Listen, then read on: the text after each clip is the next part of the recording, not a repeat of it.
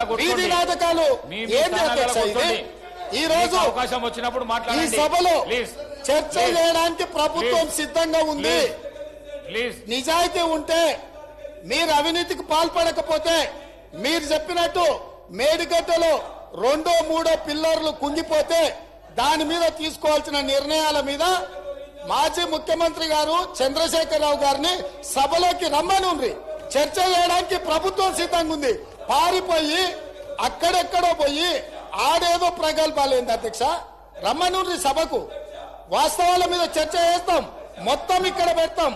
ఇవాళ ఆయన తప్పించుకుంటాడు, ఈయన వచ్చి ఈడ కొత్త మాటలు చెప్తాడు ఈడ. కాబట్టి అధ్యక్ష, దీని మీద ఇప్పుడు జరుగుతున్న చర్చ దేని మీద జరుగుతుందో ఆ విషయం మీద చర్చించమని ఉంది. ఎట్లాగూ సాగునీటి ప్రాజెక్టుల మీద శ్వేతపత్రం పెట్టడానికి మా ప్రభుత్వం సిద్ధంగా ఉంది. మీరు ఏమేమి విషయాలు ఉన్నాయో, ఏమేమి